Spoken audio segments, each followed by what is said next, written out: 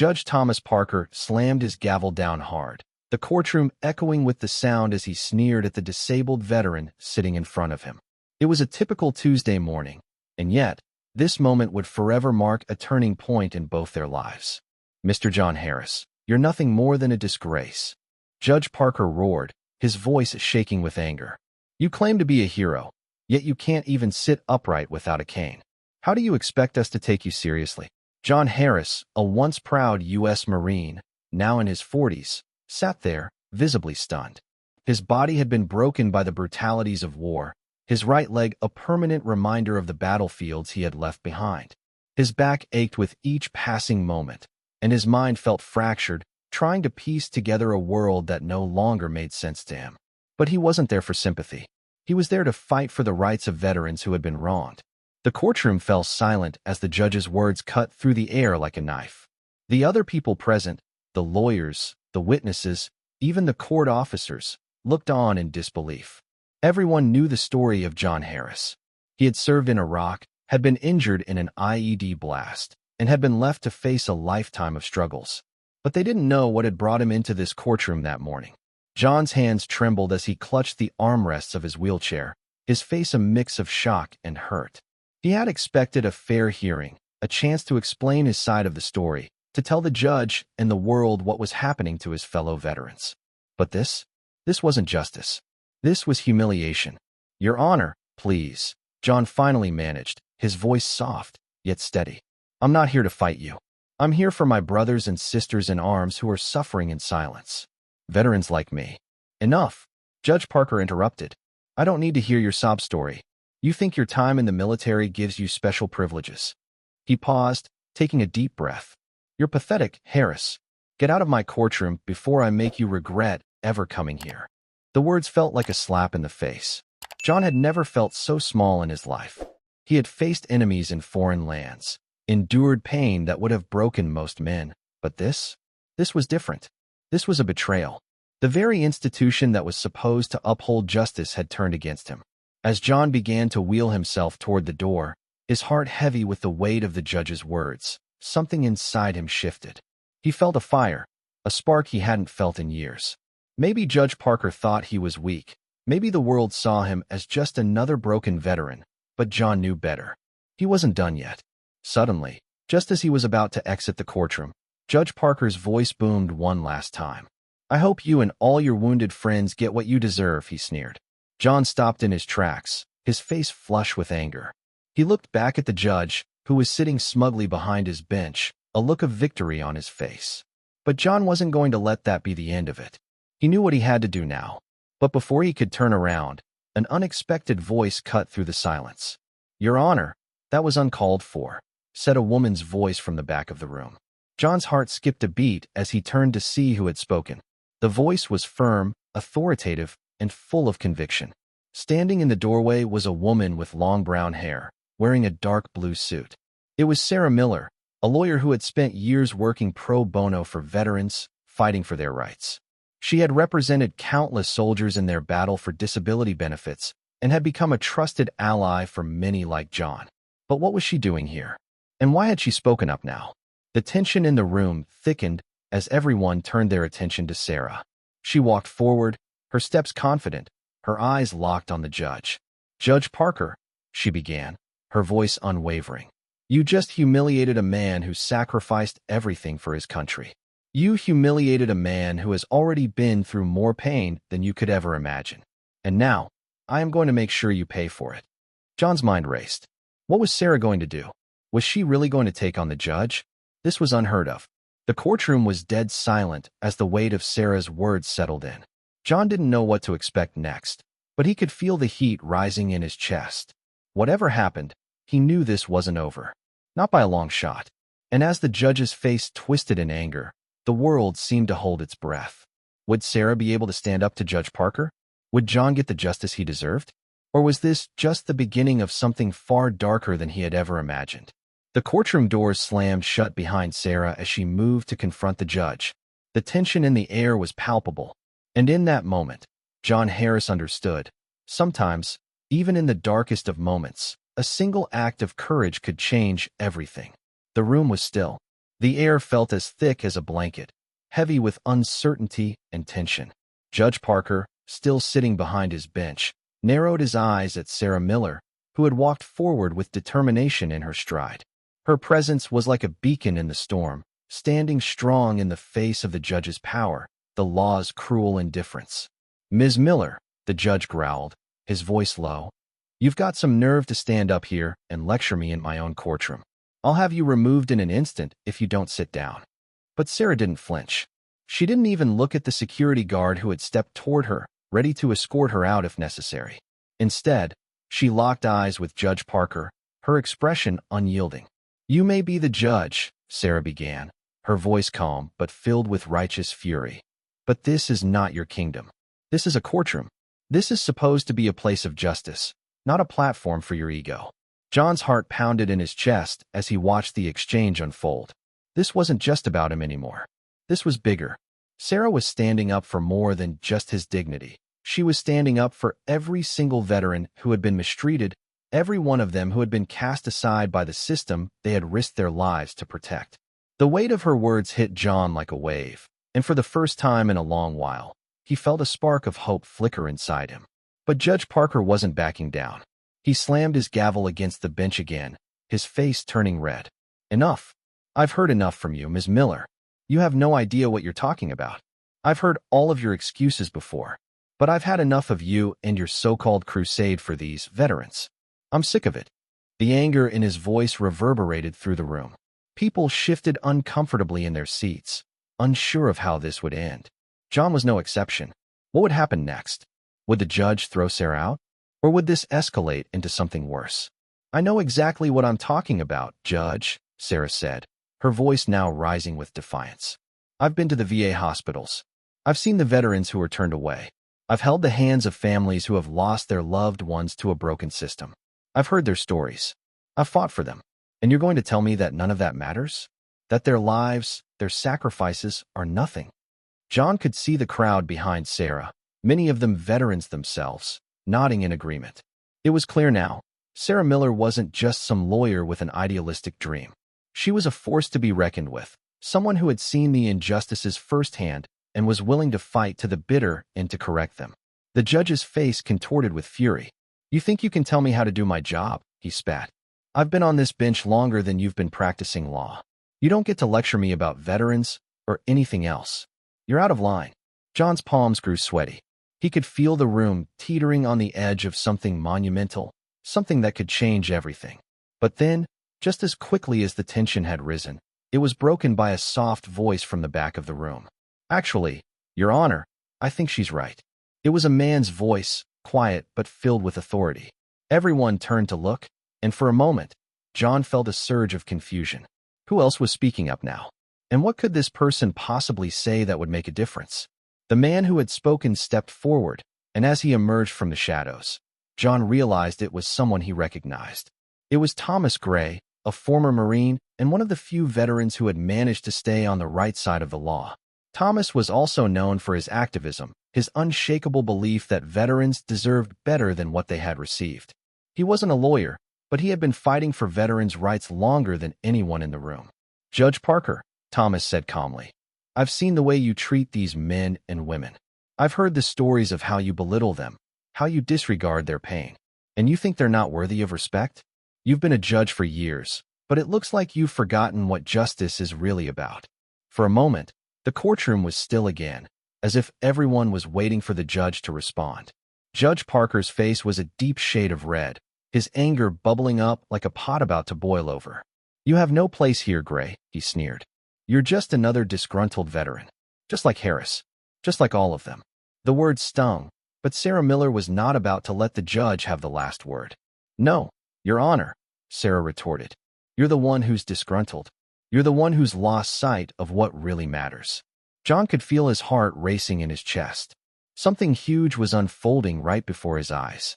Sarah and Thomas were no longer just defending him.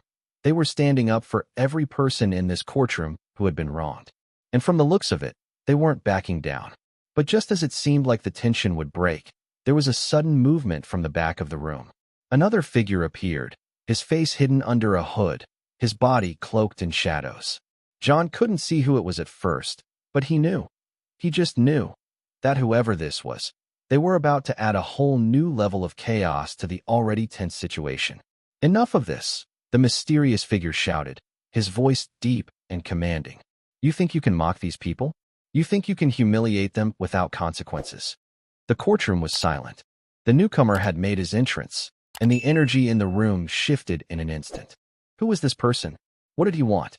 And how would this story end? The figure stepped forward from the shadows, his tall frame commanding attention as the room fell silent. John could feel the weight of everyone's eyes on him, waiting for the newcomer to speak again. The man's face was still hidden beneath the hood, but there was something about him that felt both dangerous and mysterious. He stopped near Sarah Miller and Thomas Gray, standing shoulder to shoulder with them as though they were allies, though none of them knew who this man was. His voice echoed in the courtroom, thick with authority. Judge Parker, the man's voice boomed. You have no idea who you're dealing with. John's heart skipped a beat. What was going on? Who was this stranger? Was he friend or foe? Every instinct in him told him that this was no ordinary person, but he couldn't place why. His thoughts were racing, trying to make sense of the situation. The courtroom was already on edge with the earlier confrontation, and now this man had added a whole new layer of tension. Judge Parker, who had been glaring at Sarah, Thomas, and now this mysterious figure, stood up suddenly, clearly unaccustomed to having his authority challenged on this level. Who do you think you are? He barked. You don't belong here. Get out of my courtroom before I have you arrested. The strange figure didn't flinch. He didn't even seem to acknowledge the judge's outburst. Instead, he calmly reached up and pulled back his hood, revealing his face. As the light hit his features, John's breath caught in his throat. It was someone he recognized, though it had been years.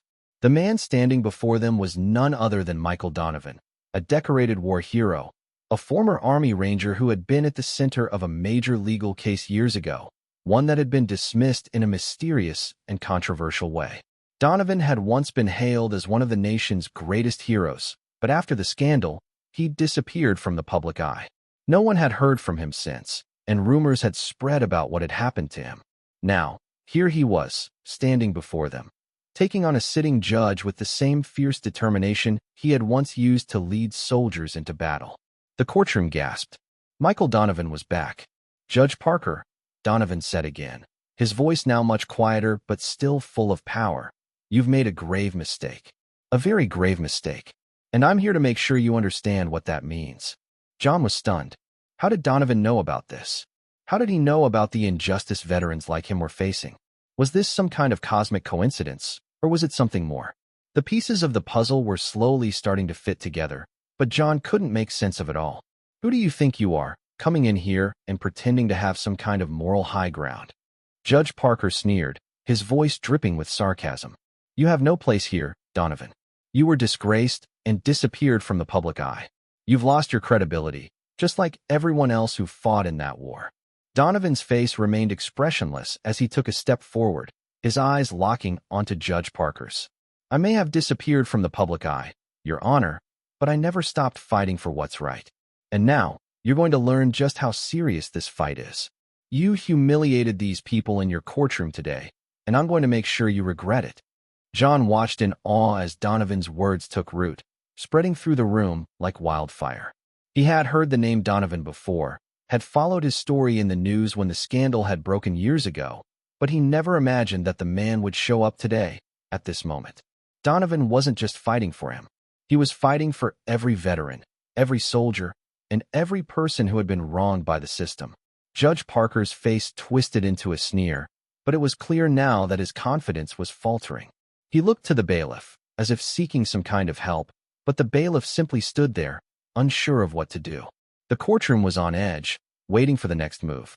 Do you really think you can intimidate me, Donovan? The judge finally said, his voice trembling with a mix of fear and anger. I'll have you thrown out. I'll have you charged with contempt. But Donovan wasn't finished. He wasn't done with Judge Parker, not by a long shot. No, Judge. You see, that's where you're wrong, Donovan said softly, but with a quiet menace that sent shivers down John's spine. You don't get to do that. Not this time. Donovan turned to face Sarah and Thomas, then slowly turned back to the judge. I have a letter here, he said, pulling a small envelope from inside his jacket. It's addressed to the State Bar Association. It contains a full report of your actions today, including your abuse of power in this courtroom. John's mind was racing.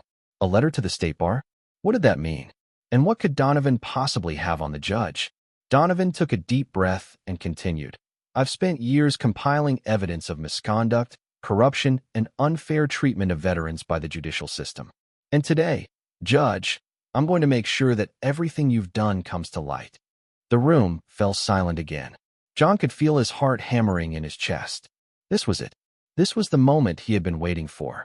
This wasn't just about him anymore. This wasn't about a single man. This was about exposing the truth, about standing up for all those who had been wronged, for every soldier who had been overlooked, mistreated, and abandoned by the very system they had sworn to protect. Judge Parker's face was now a deep crimson, his hands trembling in barely contained fury. You can't do this, he hissed. You have no proof. This is all just hearsay. Donovan smiled coldly. I have all the proof I need, and I'm not going to let you get away with it. For a moment, it seemed like the judge might charge forward, but instead, he just stood there, defeated, his pride shattered in front of everyone in the room. John couldn't believe what was happening. Donovan wasn't just taking on a judge. He was dismantling an entire system that had failed people like him. And now, John knew that this fight wasn't over. It had just begun. But before anyone could speak, the door to the courtroom swung open again, and another voice rang out, one that sent a chill through the air. Is someone going to do something about this? The voice called, and the room turned toward the newcomer. The doors of the courtroom swung open with a loud bang, and the figure that stepped inside was nothing like anyone had expected. She was tall, dressed in an elegant black suit, her hair pulled back into a sleek bun. The moment she entered, the room fell silent, and everyone's eyes locked onto her. It was as if she commanded the attention of the entire space without saying a word. She moved with an almost regal confidence, walking toward the center of the room with purpose. John squinted, trying to make sense of the situation. Who was this woman, and why did it feel like she was about to change everything again? The tension in the room was palpable. Donovan, Sarah, and Thomas stood still, exchanging curious glances as the woman made her way to the front.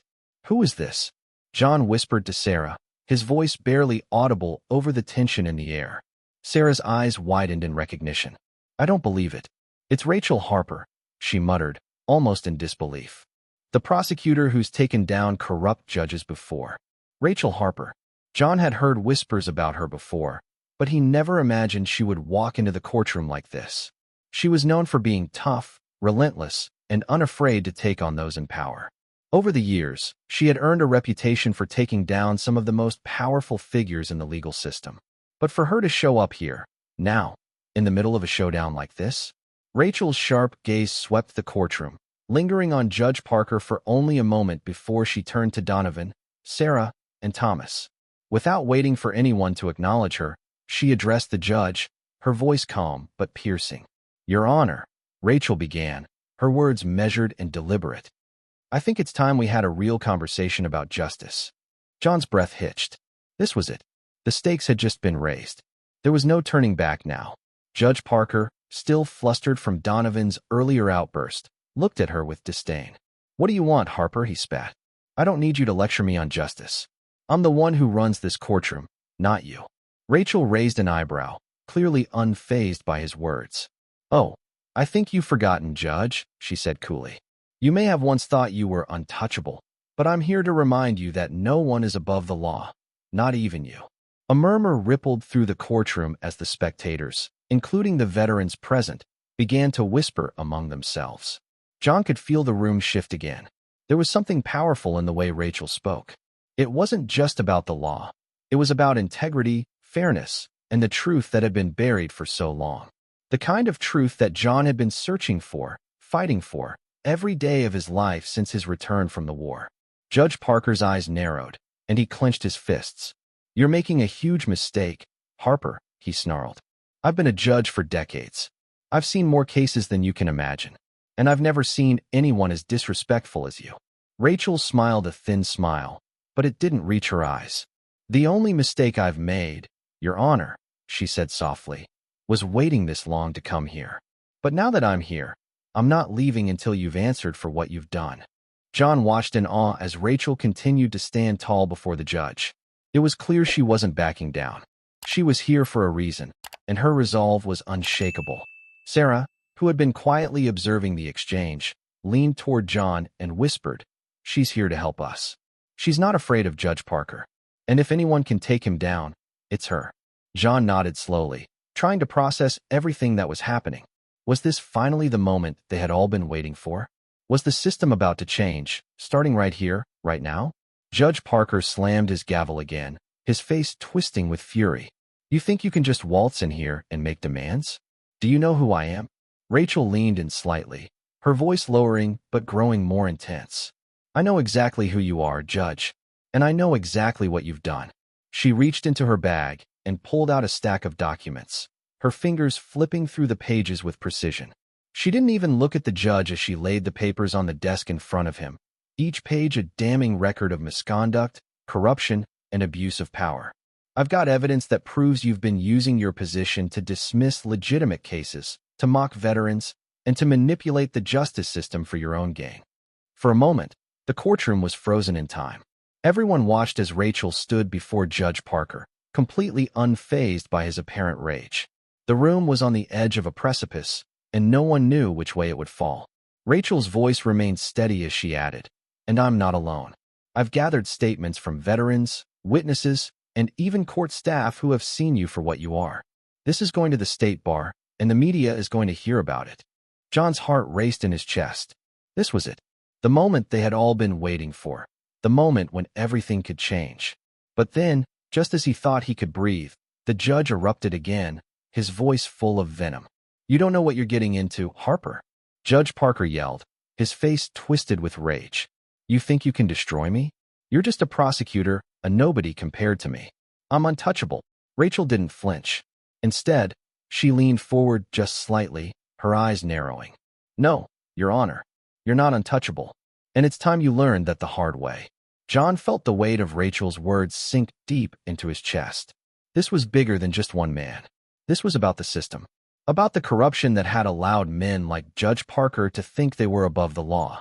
And Rachel Harper, standing here now, had just become the face of change. But before anyone could react, the door to the courtroom opened once more, and a new figure stepped inside. A man in a suit with a confident stride, his eyes sharp and calculating. And as he made his way to the front, everyone knew. Things were about to get even more complicated. The man who entered the courtroom was the last person anyone expected to see.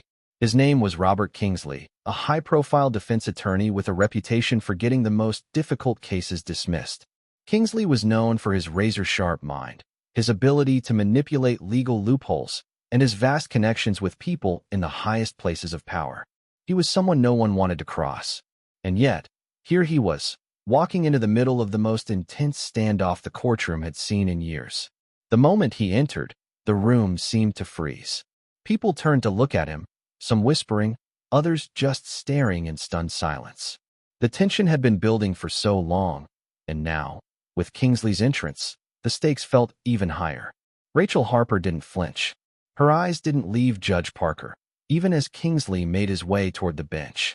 There was something about Rachel's composure, her quiet confidence, that made it clear she wasn't intimidated by anyone, not even Kingsley. "Kingsley," Judge Parker grunted, his voice filled with annoyance. "What are you doing here? I told you to stay out of this." Kingsley smiled smoothly, a predatory grin that sent a shiver down John's spine. "I'm here to make sure the right thing happens, Judge," he said, his voice dripping with sarcasm. "Seems like you've got a bit of a problem on your hands, don't you?" Rachel didn't let the newcomer's presence disrupt her focus. She continued to stand her ground, a rock in the middle of a storm. "What are you doing here, Kingsley?" she asked, her voice now colder than ever. "Are you here to protect your friend? Is that what this is about?" Kingsley's grin didn't falter. "I don't need to protect anyone, Harper. But I do believe in justice. And sometimes, that means making sure things go according to the law, even if it's inconvenient." Donovan stepped forward, his voice rising with frustration. "Convenient for who, Kingsley? You're not fooling anyone. You're just another person who's played the system, just like Parker. You're no different." Kingsley raised an eyebrow and looked over at Donovan. "Careful, Donovan," he warned. You don't know what you're messing with. But it was too late. The courtroom was no longer just divided along the lines of veterans and the judge. Now, it was a full-blown battleground, and the real fight wasn't just about the case anymore. It was about power. About who controlled the narrative, who would have the last word, and who would be able to rewrite the rules. Rachel stood firm. "I'm not intimidated by your threats, Kingsley," she said, her voice unwavering. "This isn't about power. This is about right and wrong. And right now, you and Parker are on the wrong side of history." Kingsley's smile faded slightly. He had clearly not expected Rachel to be this tough, this relentless. For a moment, John thought he saw something like respect in Kingsley's eyes, respect for Rachel's unwavering resolve. But it quickly disappeared, replaced by something far more sinister. "I don't care about your moral crusade, Harper," Kingsley said, his voice growing cold. "What matters is the law, and the law is on Judge Parker's side." John felt a chill run down his spine. Was Kingsley really going to turn the law against them? Was this all for nothing? But then Sarah stepped forward, her voice cutting through the tension like a knife. "You're wrong, Kingsley," she said, her tone firm. "The law doesn't protect corruption. It doesn't protect people who abuse their power. And it certainly doesn't protect men like Judge Parker, who've spent their careers trampling on those who need justice the most." The words hung in the air, and for a moment, even Kingsley seemed taken aback. But then he squared his shoulders and looked at the room with a calculating gaze. "You're all wasting your time," he said softly, but with an air of finality. "None of you are going to win this fight." Rachel didn't blink. She just smiled faintly. "We're not here to win, Kingsley. We're here to make sure the truth comes out. And I promise you it will." John's mind was racing. This battle wasn't just about the judge anymore. It was about a system that had been built on lies, corruption, and secrecy. And now, for the first time in a long time, he felt like there was a real chance to tear it down.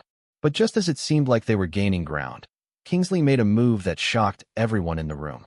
He turned to Judge Parker and, in a smooth, almost casual manner, handed him a thick envelope. Judge Parker's face darkened as he opened the envelope.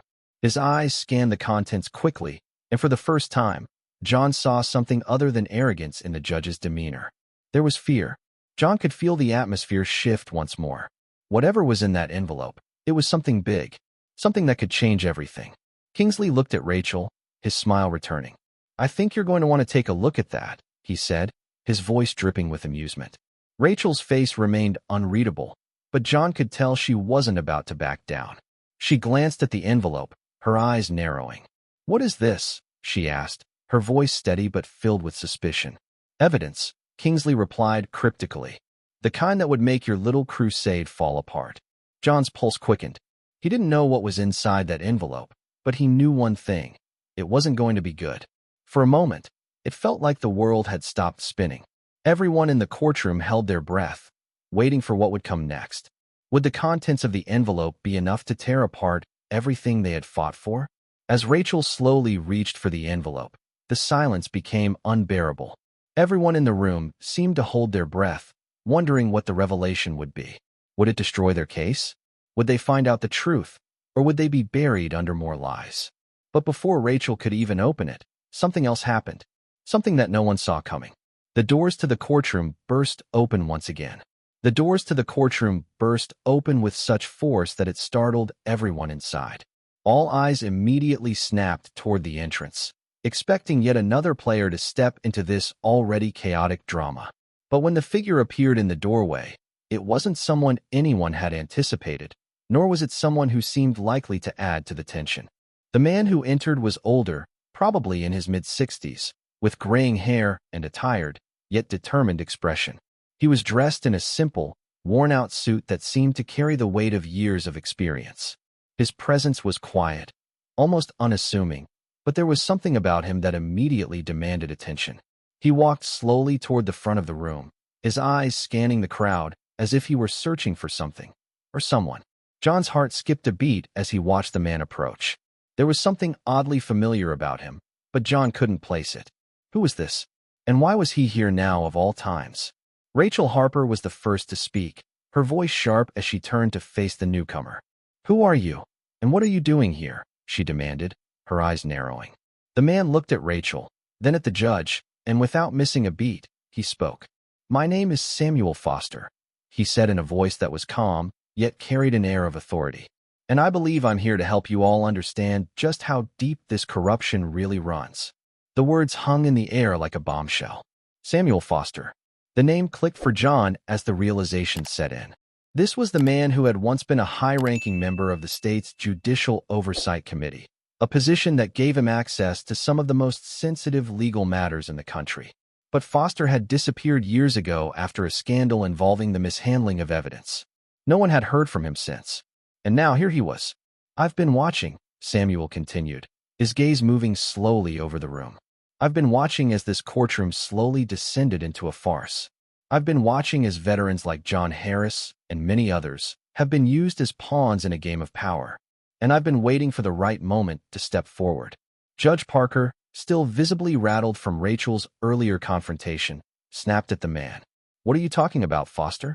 This is my courtroom. You have no business being here. You've been gone for years, and now you show up, spouting nonsense." Foster's eyes remained steady as he addressed the judge. "Oh, I have business here, Parker. You see, I've spent the last few years gathering evidence of the very corruption you've been involved in. Evidence that you thought would never see the light of day." John could feel the shift in the room as Foster spoke. There was no question anymore. The stakes had reached a point of no return.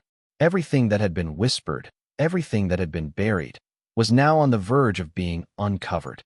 Foster wasn't here for games. He was here for justice. "Evidence." Judge Parker spat, his face turning red again. "What evidence? Do you really think you can destroy me with your empty threats? You've been out of the game too long, Foster.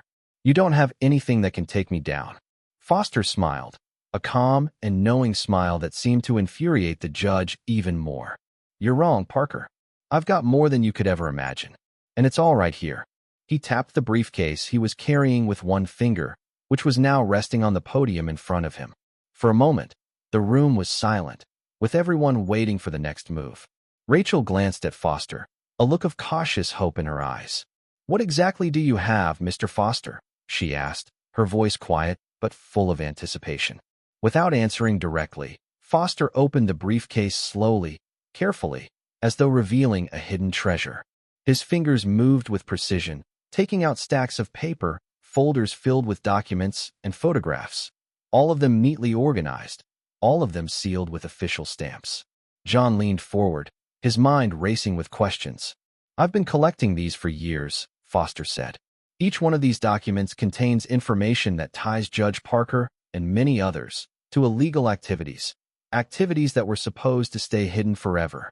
I've got transcripts, recorded phone calls, financial statements, and even photographs of meetings that were never meant to be seen."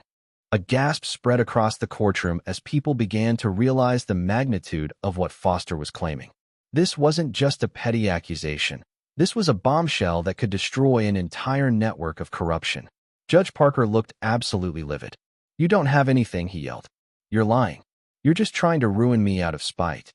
Foster's gaze never wavered. "You're the one who's been lying, Parker. Not me. These documents will prove it all." He glanced briefly at Rachel. "If you want to see for yourself, I can give you a copy. But you already know the truth. You've been trying to cover it up for far too long." Rachel took a step closer, her eyes scanning the papers.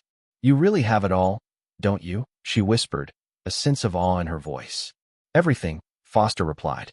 "And now, it's time to make sure everyone knows what's been going on in this courtroom, and what's been going on behind the scenes."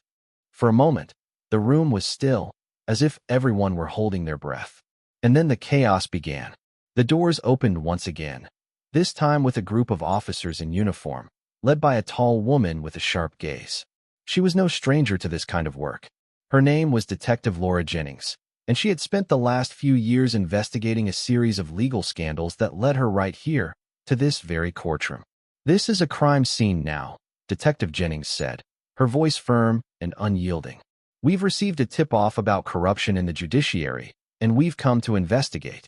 Everything in this room is now under our jurisdiction." John's heart pounded in his chest. Everything was happening so fast. What had once been a simple courtroom confrontation had now escalated into something so much bigger than anyone had imagined. Judge Parker's face twisted with disbelief. "You can't do this. I'm a judge. You can't just barge in here and accuse me of crimes. Detective Jennings didn't flinch. I think you'll find that the law applies to everyone, including judges. The room exploded into a flurry of activity as the officers began to move through the room, collecting documents and questioning people. John could barely keep up with what was happening, but one thing was clear: the tide was turning. And for the first time in a long time, he felt like they were on the right side of it. But as the officers began their work, Foster turned to John and spoke quietly, his voice carrying only to him. This is just the beginning, Harris. There's more to come. But now, we've got their attention. John nodded slowly, his mind still spinning, but one thing was certain: they were no longer fighting alone. The truth was coming out, and there was no turning back now. The courtroom had erupted into chaos.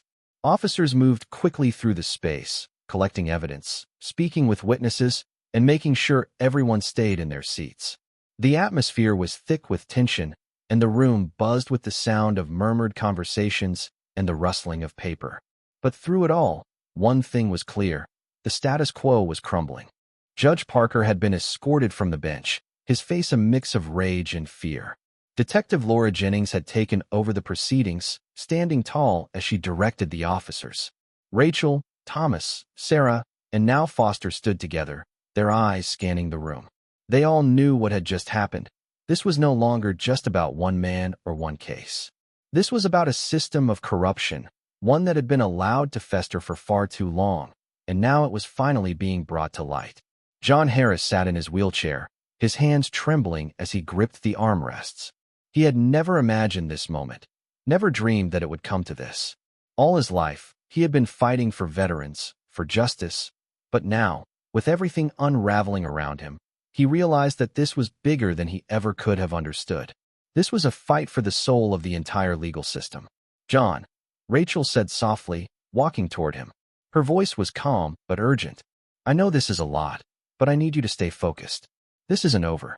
This is just the beginning, and it's important that you don't let yourself get caught up in the chaos." John nodded slowly, his head still spinning. The weight of what was happening seemed impossible to grasp. He had been humiliated in that courtroom. His brothers and sisters in arms had been belittled and mocked. And now, there were officers in the room, preparing to gather all the evidence needed to take down those who had wronged them. But there was something else, something even more pressing. John could feel it deep in his gut. As much as this moment was about exposing corruption, it was also about finding out who had been pulling the strings all along, who had enabled Judge Parker, who had allowed the system to become what it was. Foster had been right. This was just the beginning. The detective walked toward them, her face serious but calm. "Mr. Harris, Ms. Miller, and Mr. Donovan, I need to speak with you," she said, her voice firm. "There's a lot going on right now, and I need to know if you can provide any additional information about Parker's activities." John hesitated, his mind still racing. I don't know what else to tell you," he said quietly. "I've seen the way veterans are treated, the way they're ignored, pushed aside, and abandoned by the very system they risked their lives for. But I don't know much beyond what we've already seen. I'm just a soldier."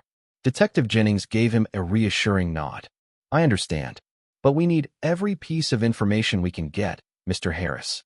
If you remember anything else, anything at all, that could help bring down the people behind this corruption, it could be crucial." John felt a cold shiver run down his spine. "What happens next?" he asked.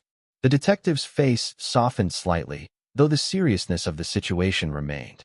"We're going to start questioning everyone involved. We'll be reviewing all the evidence. Parker's been running his little operation for years, but now it's coming to an end. You just have to hold tight. We'll be in touch." As Detective Jennings walked away to speak with the officers, John took a deep breath, trying to steady his racing thoughts. This wasn't over. Not by a long shot. Rachel leaned closer to him, her expression resolute. "You did the right thing today, John. You stood up. You gave others the courage to do the same. And that's what matters most." John looked at her, a mixture of gratitude and disbelief in his eyes. "I never thought I'd be here, Rachel. I never thought this would be my fight." "It's all of our fight," she replied softly. "And we're winning. This moment will change everything." But as John tried to take solace in her words, something gnawed at him. There was still so much left to uncover. The corruption they were exposing was just the tip of the iceberg. He knew that. And the truth, however ugly it might be, still had to come out. The officers continued to collect documents, photographs, and any evidence they could find. People were being questioned. The tension was palpable, but in a way, it was different now. There was a sense of hope, a sense that change might actually be possible. As the officers prepared to leave, Rachel, Sarah, and Thomas gathered around John. They spoke in hushed tones, their heads close together, strategizing their next steps. "We have to make sure this doesn't go away," Sarah said. "Parker's just one piece of the puzzle. We need to make sure everyone who's involved is held accountable." Thomas nodded in agreement. "We've got a long road ahead of us, but we've come this far. We can't stop now." Rachel turned to John, her face serious. "We're going to keep fighting. But we need you, John. We need your voice. You're the one who can speak for the others. You're the one who can show them that they're not alone." John felt a weight settle on his shoulders. It was a responsibility he hadn't asked for, but it was one he couldn't ignore. He had been through so much already, and now, more than ever, he knew that his fight was far from over. It was just beginning. As the room began to empty, John sat in his wheelchair, watching as the officers gathered the evidence. He felt a strange mix of emotions: relief, fear, hope, and a deep sense of resolve. He had stood up in that courtroom.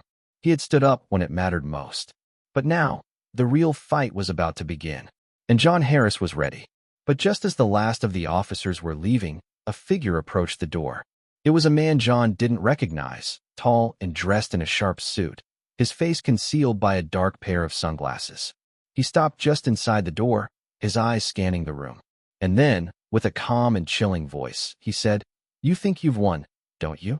The room fell into a stunned silence as the man stood in the doorway, his presence instantly commanding the attention of everyone in the room. The faint click of his shoes against the tile echoed through the otherwise quiet space, and John felt a strange sense of unease creep up his spine. This wasn't just anyone. The man's cool confidence, the way he carried himself, it was clear he wasn't someone easily dismissed. The officer nearest to him, a young man still shaking off the chaos of the courtroom, took a cautious step toward the newcomer. "Can I help you, sir?" he asked, his voice betraying the uncertainty in his posture. The man in the suit didn't answer right away. Instead, he adjusted his sunglasses slowly and took a few more steps inside, his eyes scanning the room like a predator sizing up its prey. John felt an odd pressure building in his chest. Something about the man felt off. He wasn't part of the team. He wasn't law enforcement. And he certainly wasn't there to help. Then, he finally spoke, his voice smooth but dripping with threat. "You can start by asking your officers to leave," he said, not even acknowledging the officer who had spoken to him. "You see, I don't like it when my business gets interrupted." John's heart skipped a beat. Business? This wasn't a business meeting. This was a courtroom. This was supposed to be a fight for justice. Who was this guy? Detective Laura Jennings, who had been speaking to a group of officers near the back, turned sharply when she heard the man's voice. Her eyes narrowed as she recognized the threat in his words. She immediately took a few steps forward, her hand instinctively moving toward her holster, though she didn't draw her weapon. "Who are you?" she demanded, her voice firm. "And what business do you think you have here?" The man smiled, a cold, calculated smile that sent chills down John's spine. Detective Jennings," he said, as if savoring the name. "You must be the one trying to clean up this mess. Tell me, how's that going for you?" He didn't wait for a response. "You should know, I'm here representing some very important people. People who don't appreciate their little operations being disturbed." John's stomach turned as the realization hit him. This wasn't just about Judge Parker anymore. This was bigger. There were powerful figures involved, figures who had been pulling the strings for far longer than anyone could imagine. Sarah Miller, who had been standing quietly beside John, leaned over and whispered, "This is bad, John. This man, he's not just a random lawyer or someone from the system. He's connected to the people we've been exposing. He's probably the one who's been protecting them all along." Before John could respond, the man in the suit turned toward them, his cold gaze landing on him. Mr. Harris," he said, his voice dripping with venom. "The star of the show. Tell me, how does it feel to be a pawn in this little game? To think you can take down people who are far above your pay grade?" John's breath caught in his throat. This man knew who he was. He knew exactly what John had been fighting for. And the way he spoke, It was as if he already knew they were going to lose. John's hands tightened around the armrests of his wheelchair. He wasn't going to let this man intimidate him. He had come too far. The man continued, "You see, what you don't understand is that the wheels of power don't turn for people like you. They don't turn for the broken soldiers or the ones who think they've been wronged. No, they turn for the people who know how to play the game. And I'm here to remind you just how little control you have." Rachel, who had been standing by quietly, stepped forward, her voice low but firm. "If you think we're backing down now, you're gravely mistaken. You and your important people can't intimidate us anymore. We've come this far, and we're not going anywhere." The man's smile twisted into something darker. "You think I'm trying to intimidate you? Oh, Rachel, it's much worse than that," he said softly. "I'm here to make sure you understand the consequences of this little crusade of yours. You've poked the bear, and now, I'm here to make sure it eats you alive." Rachel didn't flinch, but John could see the tension in her shoulders. This man wasn't just threatening them. He was sending a warning that if they kept going, the consequences would be severe. But then, just as John thought things couldn't get any worse, Foster stepped forward. His calm demeanor had not wavered since the moment the man entered. He now addressed the figure with a knowing look in his eyes. "You've got a lot of nerve, Mr. Sinclair," Foster said, his voice smooth and deliberate. "But you've underestimated one thing. We already know the truth. And that's not something you can hide behind power and threats." The man, Sinclair, apparently, finally removed his sunglasses, revealing cold, calculating eyes that locked onto Foster with a mixture of disdain and curiosity. "So, Foster," he said, his voice almost a whisper, "you think the truth matters? You think it'll protect you when everything starts to fall apart?" Foster didn't flinch. "I know what I'm up against, but I also know what we've uncovered. You can try to scare us, try to make us back down, but it won't work. The people we're fighting for deserve better than the lies you've been selling them." Sinclair let out a short, humorless laugh. "Oh, I'm not worried about you." He looked over at the officers who were still in the room. "But I do think it's time for these fine people to leave." The room held its breath, unsure of what would happen next. John's gut told him this man wasn't going to leave without leaving a mark on them. He felt like the walls were closing in around them, and the pressure seemed to grow heavier by the second. Detective Jennings stepped forward again, her hand still near her holster. "You have no right to make demands here," she said, her voice cold and threatening. "We're here to do our job, and we're not leaving until we've seen this through." Sinclair's eyes flashed with something dangerous. "I think it's you who doesn't understand the stakes, Detective," he replied, his voice low and dangerous. "You're in over your head, and so are all of you." There was a pause, as if everyone was holding their breath, waiting for the storm to break. And then, just when it seemed like the confrontation would escalate even further, the courtroom doors opened again, this time with a force so strong that they slammed into the walls. But this time, the new figure that stepped into the room wasn't here to make threats. The doors swung open with a force that rattled the walls, and for a split second, everyone froze. John's heart raced as his eyes darted toward the entrance. The room seemed to hold its breath in anticipation of who or what might step into this already volatile situation.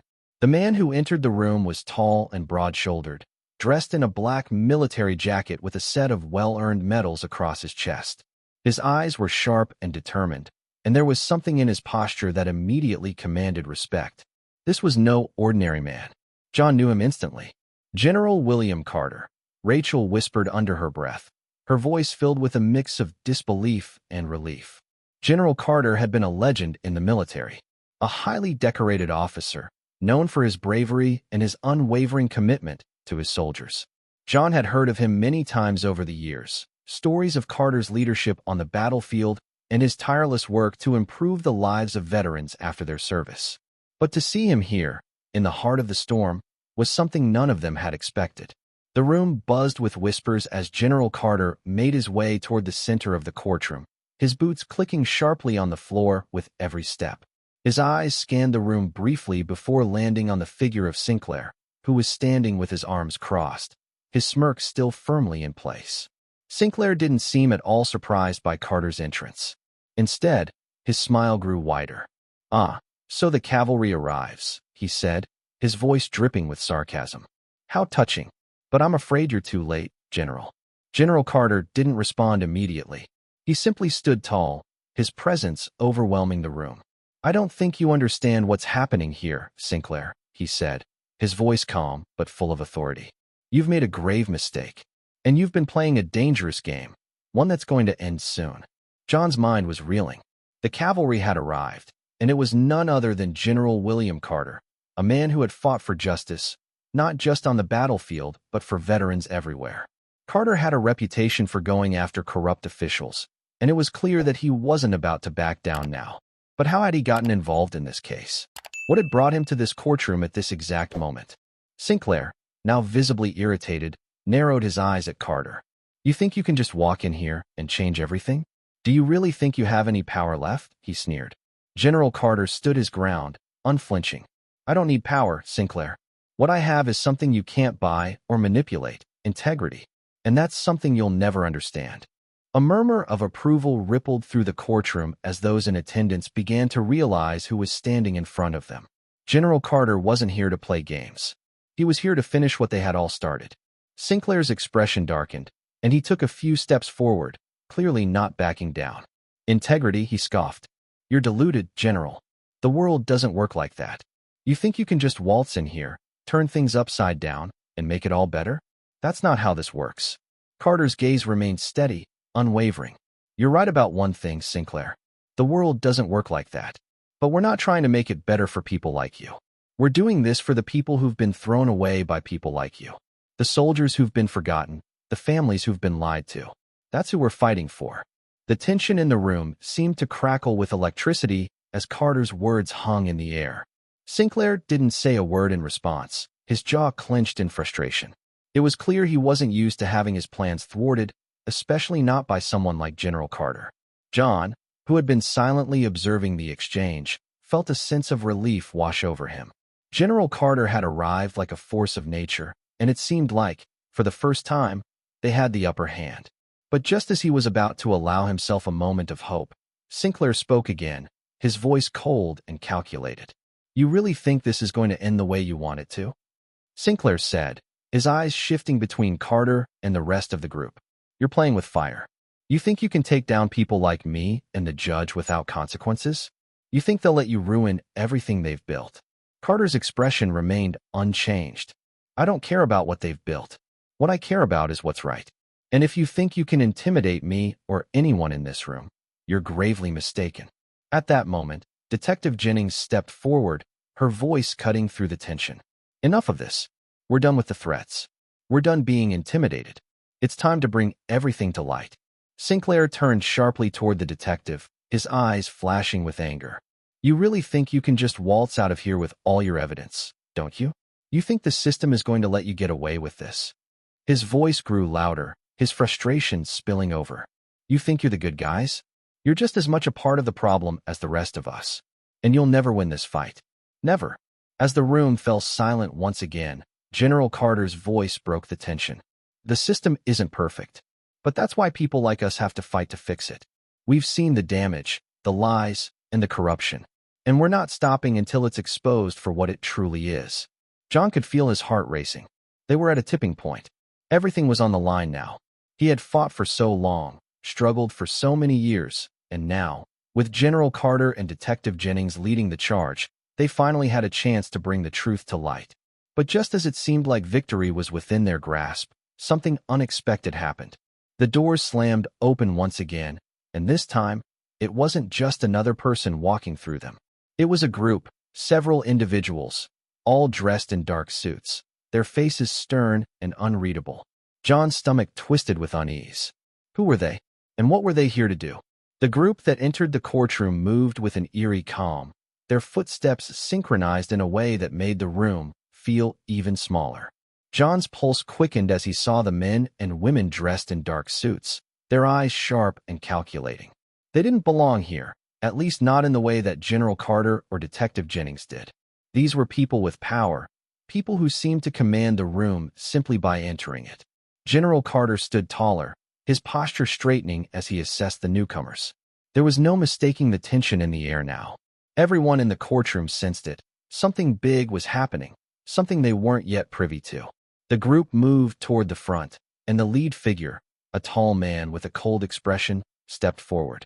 He looked around the room, his eyes lingering on John for a moment, before shifting toward the rest of the gathered crowd. There was no emotion in his gaze, just a sharp, calculating focus. "We're here to make sure things stay orderly," the man said, his voice low and commanding. "You've all been part of something you don't fully understand. It's time to wrap it up." John's heart sank. These people, who were they? They had the air of authority that made it clear they weren't here just to observe. They were here to control the situation. His mind raced, but before he could make sense of it, the man continued. "I'm Agent Connor McAllister." The man introduced himself with a faint, almost imperceptible smile. "And I'm here to ensure that no further disruptions occur in this matter." Rachel, standing beside John, exchanged a glance with General Carter. They knew what this meant. This wasn't just a new group of investigators. It was a coordinated force, likely working directly for the people behind the corruption they were trying to expose. McAllister's eyes flicked over the room one last time before he fixed them back on Carter and Rachel. "General, Detective," he said, acknowledging them with a curt nod. "I must say, I admire your tenacity, but I think it's clear to everyone here that your efforts are misguided." Detective Jennings didn't move a muscle, but her eyes narrowed dangerously. "What are you talking about, McAllister?" she asked. "You think we're just going to let you walk in here and stop us from doing our jobs?" McAllister smiled, though it wasn't a friendly one. "I think you'll find, Detective, that the people you're trying to bring down are far too powerful to be taken down by a few disgruntled soldiers and lawyers." He turned to face John, his eyes cold and calculating. "And you, Mr. Harris, are nothing more than a pawn in a much bigger game." John's hands clenched around the wheelchair's armrests. The man's words stung more than he wanted to admit, but there was a fire building inside him. He wasn't just a pawn. He was a man who had fought for this country, for his brothers and sisters in arms. And no matter what McAllister or anyone else said, he wasn't going to back down. General Carter took a step forward, his presence filling the room. "You don't scare us, McAllister," he said, his voice steady. "You think you can walk in here and intimidate us with your suit and threats? We've been up against worse than you." McAllister raised an eyebrow, clearly unfazed. "I'm not here to intimidate anyone," he said coolly. "I'm here to make sure the situation doesn't get out of hand. You've been warned. If you continue this little crusade, there will be consequences. There are people who won't let you win this fight." "Who are these people?" Sarah Miller asked, her voice filled with determination. "And why are they so determined to stop us?" "All we've been doing is seeking justice for the forgotten men and women who risked their lives. We're trying to expose the truth." McAllister's eyes flashed with something dark. "Justice?" he echoed, as if the word itself tasted bitter on his tongue. "You're playing a dangerous game, Miller. You think the truth is going to set you free? You're wrong. The truth is a weapon, and some truths are better left buried." Rachel, standing tall beside Sarah, took a deep breath and then spoke, her voice calm but laced with unwavering conviction. "We will uncover the truth, McAllister. No matter what you or anyone else tries to do to stop us. The people deserve to know what's been happening in this courtroom, and we won't stop until it's brought to light." McAllister chuckled darkly, his gaze moving slowly between the group. "You really don't get it, do you?" he said, shaking his head as if speaking to children. "The truth you're trying to reveal is nothing more than a paper-thin lie. These so-called victims of yours are just collateral damage in a game much bigger than you can imagine. And it's a game you will lose." John felt his stomach tighten. A game?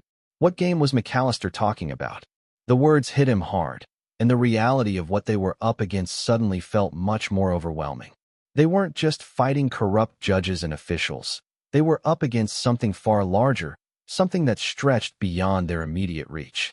McAllister continued, "You've stirred up a hornet's nest, and now it's time to put this to rest before it causes any more problems. There's nothing you can do now to stop what's coming." John felt a cold shiver run down his spine. What did McAllister mean by that? He was trying to sound confident, but there was something unsettling in his tone. It was as if he was implying that the system, the people in power, had already decided the outcome of this battle, and there was nothing they could do to change it. Then, just as the tension seemed to reach its breaking point, Detective Jennings moved forward, her voice cutting through the silence. "We've been up against odds like this before, and we've won," she said firmly, her hand resting on the holster of her gun, though she hadn't drawn it. We're not stopping now. McAllister's gaze flicked over to her, his smile fading. You might not have a choice, he said, his voice low and threatening. The people in charge have already decided. You're playing with fire, and soon you'll be burned. John could feel the weight of the situation pressing down on him. He had never felt more vulnerable, more uncertain. They had come so far, fought so hard to bring the truth to light. But now, with people like McAllister in the room, it felt like they were facing an enemy far more dangerous than they had anticipated. Suddenly, the doors opened once again, and a voice from behind them spoke. I think it's time we all had a little chat. The voice that echoed through the room sent a ripple of confusion and anticipation through the crowd. Everyone turned toward the doorway, and there, standing in the entrance, was someone no one had expected. It was a woman. She was tall, with striking blonde hair pulled back into a tight ponytail. Her uniform, a dark navy suit with a silver badge glinting on her chest, instantly commanded attention. But it wasn't just the uniform that caught everyone's eye. It was her aura. There was an undeniable sense of authority, of power, that emanated from her. And there was something else about her that felt familiar. She stepped into the room, her heels clicking sharply against the floor as she approached. Her eyes scanned the room with laser focus, settling briefly on each of the key players, the soldiers, the lawyers, the investigators, and then, finally, on McAllister.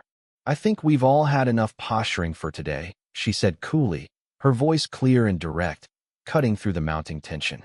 Her eyes locked onto McAllister, who had grown increasingly tense since her arrival. It's time to get to the point, don't you think, Connor? McAllister stiffened at the sound of her name. Connor, and his jaw clenched. It was clear he recognized her, and his irritation was palpable. And who are you? He spat, his voice sharp with frustration. She smiled slightly, her demeanor unfazed by his hostility. I'm Special Agent Elizabeth Hayes, she said, her voice filled with authority. And I'm here to ensure that this little circus comes to an end. John's mind raced. Special Agent Hayes? The name sounded vaguely familiar, but it wasn't until she made her way further into the room that John's mind began to piece it together. Hayes was known in certain circles. She was someone who worked deep within the federal system, someone who had investigated some of the most dangerous, covert operations in the country. She was the kind of person who could move mountains with a single order. But why was she here? What was her involvement in all of this? McAllister took a step forward, his face filled with disbelief and rising anger. You're with them? He asked, his tone dripping with disdain. You're one of them, aren't you? Hayes gave him a look that could freeze anyone in their tracks. I'm not here for you, McAllister, she said firmly, her gaze unwavering. I'm here to ensure that this mess is cleaned up, and you're not going to be the one to dictate how it's done. John glanced at Rachel and General Carter, who both looked as stunned as he felt. They had thought they were getting closer to justice, but now, with this new player entering the scene, everything had taken another unexpected turn. Who were these people, really?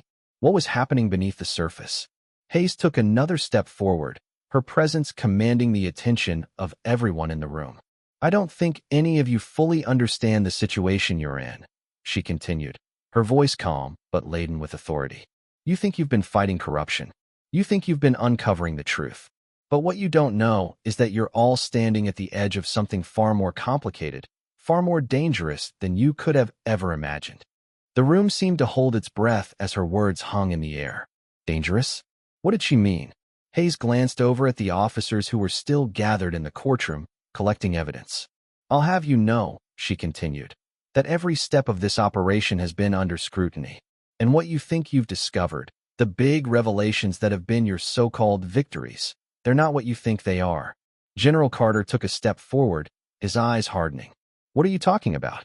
We've uncovered evidence of corruption, of power being misused, and lives being destroyed. You're telling me that's not what we're up against. Hayes met his gaze evenly. What I'm saying is that what you've uncovered is just a small fraction of the larger puzzle. You've only seen what certain people want you to see. John felt his stomach twist. Hayes was suggesting something far more disturbing. They hadn't been fighting a broken system. They had been fighting a system that was far more entrenched, far more methodical, than they could have imagined. But who were the people she was referring to? McAllister, still standing across the room, was visibly agitated. You think you can come in here and clean up this mess without understanding the bigger picture? He sneered. You have no idea what you're dealing with. This whole thing, this whole operation, has been set in motion by people who are far beyond your reach." Hayes's expression didn't change. "I know exactly who's been pulling the strings, McAllister," she said quietly, but her words had the power of a bombshell. "And I'm not here to play games. You've been playing with fire for far too long. And now, it's time for you to face the consequences."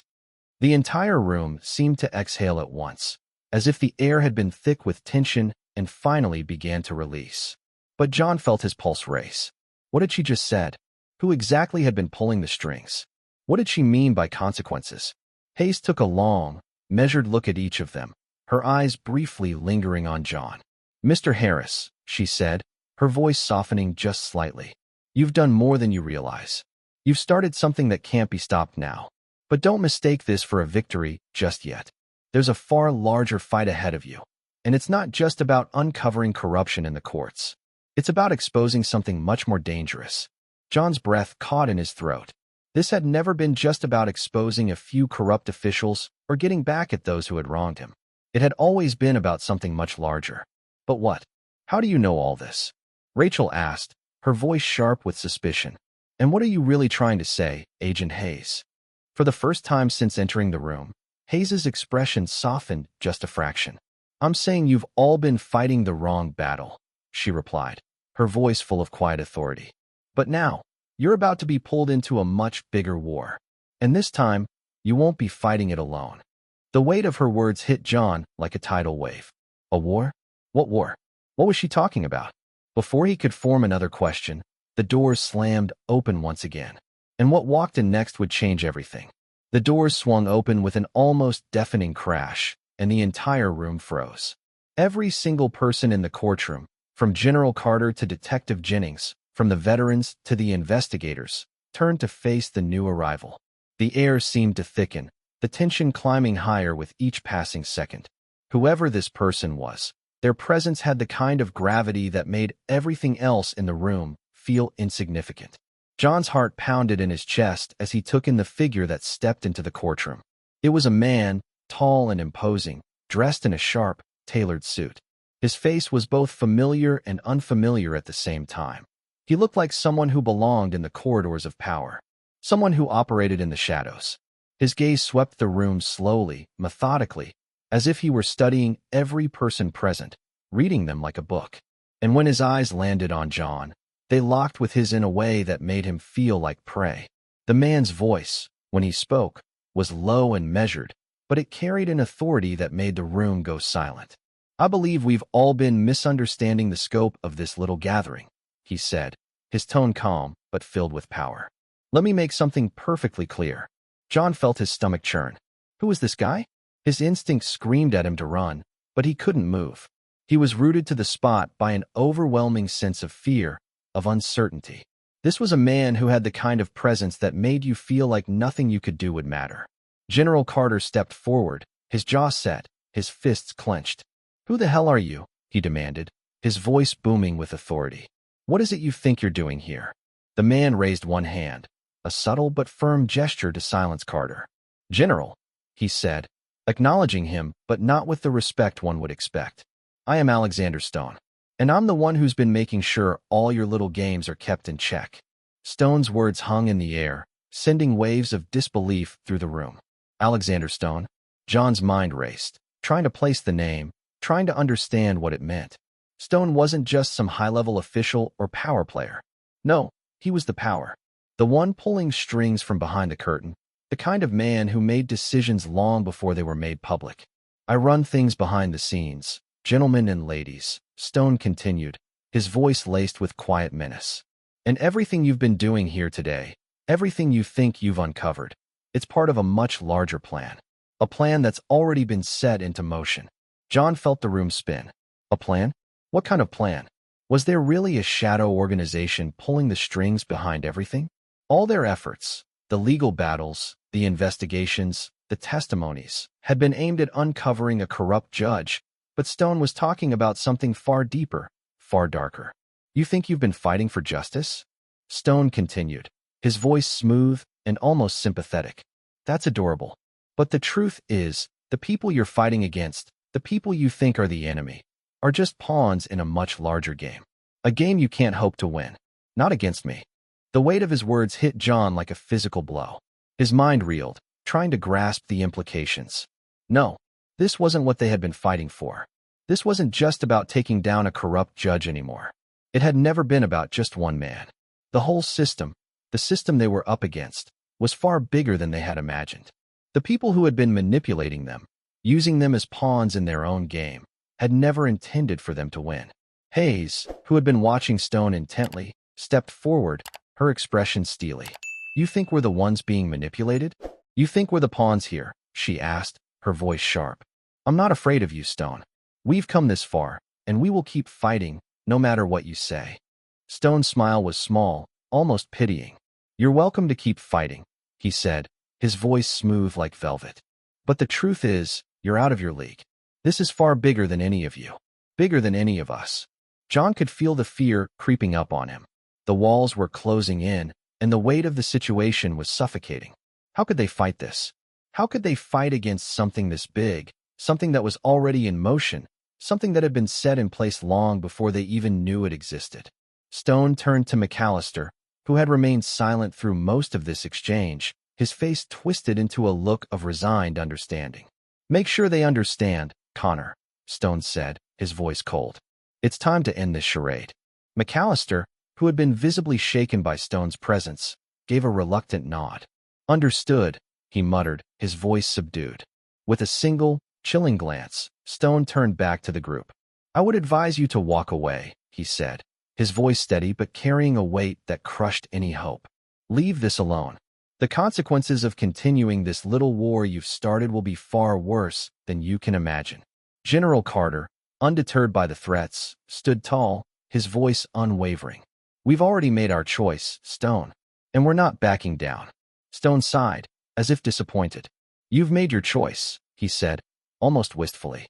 "And now, you'll learn what it costs." As the final words left his mouth, the air in the room seemed to crackle with an unseen energy. There was no turning back now. John felt the enormity of what they were up against. It wasn't just the courts or corrupt officials. This was bigger than they had ever imagined. The battle they had thought was about justice, about exposing the truth, was only the beginning of something far more dangerous. Stone turned to leave, his presence lingering in the room like a shadow. "You've been warned," he said softly, before walking out, leaving behind a room filled with silence. As the doors slammed behind him, the tension remained thick, suffocating. But amidst the overwhelming uncertainty, one thing was clear: the fight was far from over. And now, more than ever, John Harris and those who stood by him knew that the cost of justice was going to be higher than they ever could have imagined. The war was just beginning, and in the end, there would be no winners. Only those who survived.